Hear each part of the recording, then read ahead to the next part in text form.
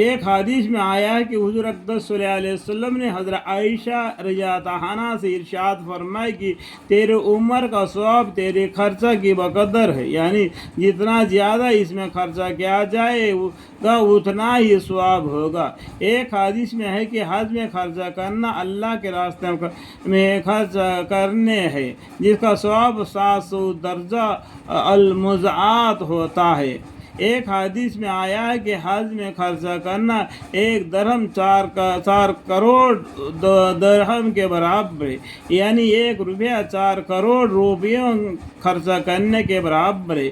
اس کے بعد بھی اگر مسلمان وہاں جا کر روپیہ خرچہ کرنے میں بخل و کنجوسی کا خیال کرے تو کسی قدر خسارہ کی بات ہے۔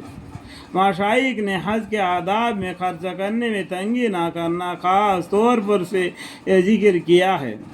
امام غزالی رحمۃ اللہ علیہ فرماتے ہیں کہ اسراف سے مراد اچھے لذیذ چیزیں کے کھانے اور پینے میں خرچہ کرنا مراد ہے، لیکن وہاں کے لوگوں پر خرچہ کرنے میں کوئی اسراف ہے ہی نہیں۔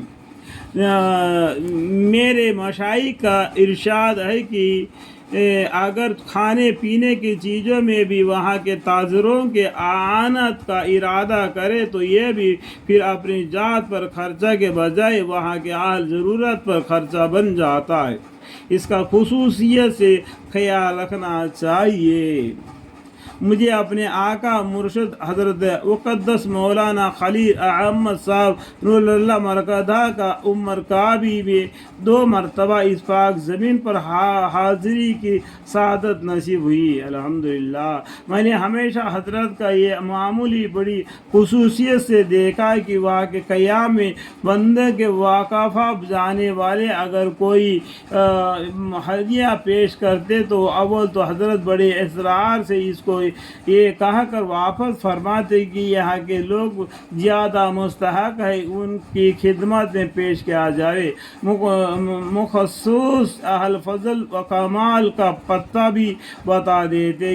اس کے بعد اگر کوئی اصرار کرتا تو مجبوراً حضرت قبول فرما کر اس ناکارہ کو اس ارشاد کے ساتھ مرحمت فرما دیتے، اس کو کوئی چیز بازار سے منگا لینا کہ یہاں کا تاجرین کی بھی مدد کرنا چاہیے۔ حضرت عمر رضی اللہ عنہ کا ارشاد ہے کہ آدمی کے کریم ہونے کے آثار میں سے ہے کہ اس کے سفر کا توشہ عمدہ ہو۔ علماء نے لکھا ہے کہ توشہ کا عمدہ ہونے سے خود اس کا بہتر ہونا بھی مراد ہو سکتا ہے، اور خرچہ کرنے میں طبیعت پر بار نہ ہو یا بھی مراد ہو سکتا ہے۔ اللہم اغفر لی۔